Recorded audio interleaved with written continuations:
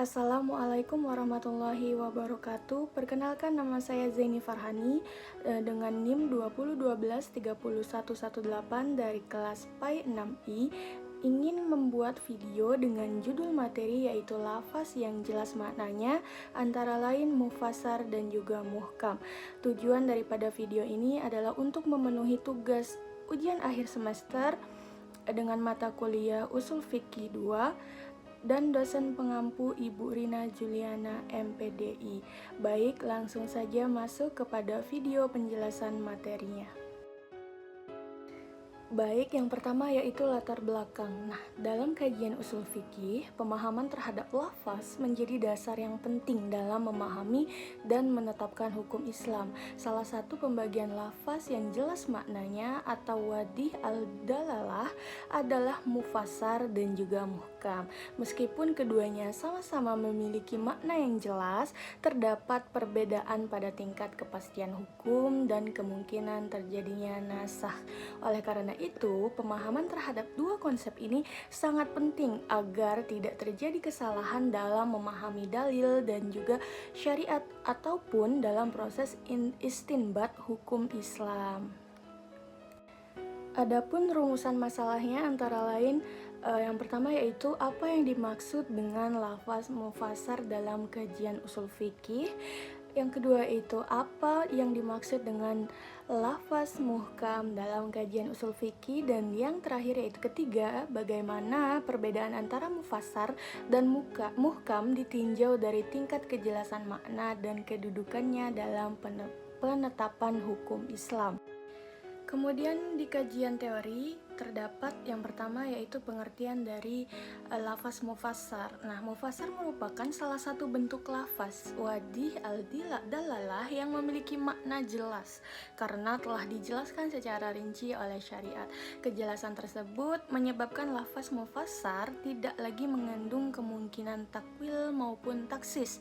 Meskipun pada masa turunnya wahyu masih dimungkinkan terjadinya nasakh pada hukum-hukum yang bersifat cabang atau furu.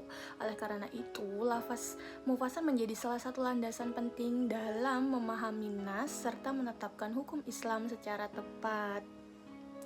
Selanjutnya yaitu bagian B, yaitu pengertian dari lafaz muhkam. Nah, muhkam itu sendiri adalah lafaz yang memiliki makna yang jelas, kemudian tegas dan pasti, sehingga tidak mengandung kemungkinan takwil, taksis maupun nasakh.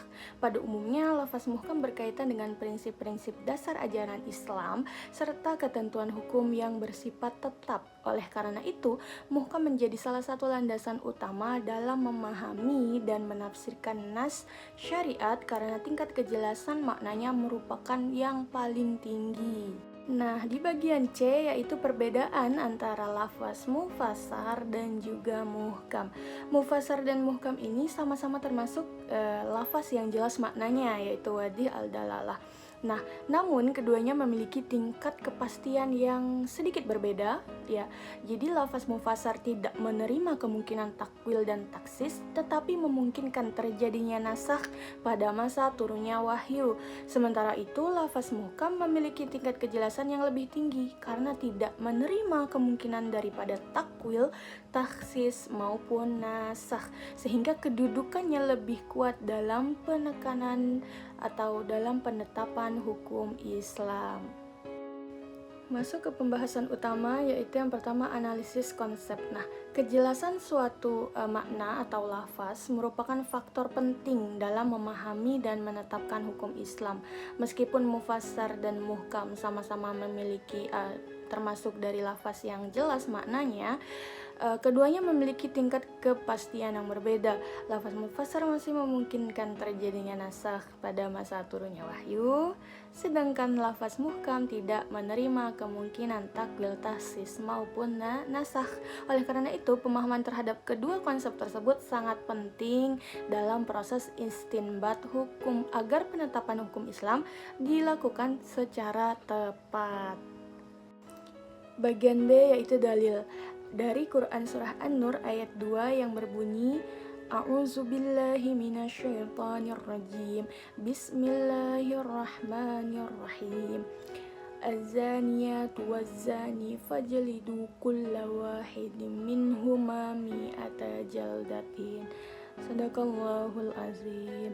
Yang artinya perempuan yang berzina dan laki-laki yang berzina, maka deralah masing-masing dari keduanya 100 kali dera. Nah, ayat ini termasuk daripada lafaz mufassar karena jumlah hukuman telah dijelaskan secara tegas, yaitu 100 kali dera, sehingga tidak memberikan ruang bagi penafsiran lain mengenai jumlah daripada hukuman tersebut.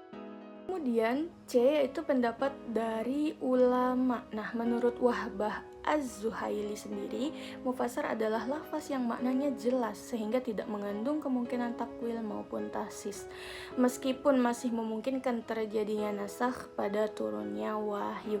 Sementara itu, muhkam merupakan lafaz dengan tingkat kejelasan tertinggi karena seperti yang kita tahu, muhkam ini tidak menerima lagi yang namanya kemungkinan takwil, takhsis maupun nasakh. Perbedaan utama keduanya terletak pada kemungkinan adanya nasakh pada masa turunnya wahyu. Selanjutnya yaitu D, contoh kasus dalam kehidupan sehari-hari. Masih banyak ya yang namanya masyarakat itu menyimpulkan hukum hanya berdasarkan terjemahan ayat Al-Quran tanpa memahami kaidah usul fikihnya. Akibatnya muncul perdebatan penafsiran dan kesalahan dalam menetapkan hukum. Oleh karena itu, konsep mufassar dan muhkam menjadi pedoman penting agar nas dipahami sesuai kaidah istinbat dan tidak ditafsirkan secara subjektif. Karena seperti yang kita tahu, biasanya kita itu hanya suka ikut-ikutan. Jadi kalau lihat di sosial media ada satu ayat yang diterjemahkan secara subjektif atau hanya melihat dari terjemahannya saja kita langsung percaya, atau kita tidak mengetahui daripada sebab dan akibat diturunnya ayat tersebut, sehingga ada yang namanya miskomunikasi atau kesalahan dalam menafsirkan arti tersebut. Nah, itu sangat bahaya karena kita harus tahu daripada konsep atau konteks diturunkannya Al-Quran ataupun hadis-hadis Nabi seperti itu. Jadi tidak sembarangan dalam mengartikan suatu makna, maka itu harus dikaji di dalam usul fikih seperti itu. Adapun yang menjadi solusi berdasarkan usul fikih ya, menurut Abdul Wahab Kalab, penetapan hukum Islam itu harus diawali dalam pemahaman yang tepat terhadap lafaz nas agar proses istinbat hukum tidak keliru. Oleh karena itu, konsep mufassar dan muhkam perlu dipahami sesuai kaidah usul fikih serta didukung oleh pendapat ulama dan sumber yang kredibel agar penetapan hukum sesuai dengan tujuan syariat. Nah, maka dari itu ketika kita menemukan potongan-potongan ayat di sosial media atau dimanapun itu, maka kita harus namanya mengkajinya di dalam usul fikih. Kemudian ada pun juga harus didukung dengan pendapat ulama gitu. Jadi harus benar-benar mencari pendapat ulama yang memang ulama tersebut paham dengan usul fikih. Jadi harus ada sumber kredibelnya, tidak bisa sembarangan kita untuk mengambil potongan-potongan ayat yang kita sendiri tidak paham dengan konsep ayat tersebut seperti itu. Jadi takutnya ada kesalahan daripada penggunaan ayat ataupun hadis yang berseliweran di sosial media seperti itu. Adapun analisis dari penulis, menurut saya sendiri materi mufassar dan muhkam menunjukkan bahwa tidak semua ayat Al-Quran itu dapat dipahami dengan cara yang sama. Jadi perbedaan tingkat kejelasan makna keduanya sangat berpengaruh dalam proses penetapan hukum Islam.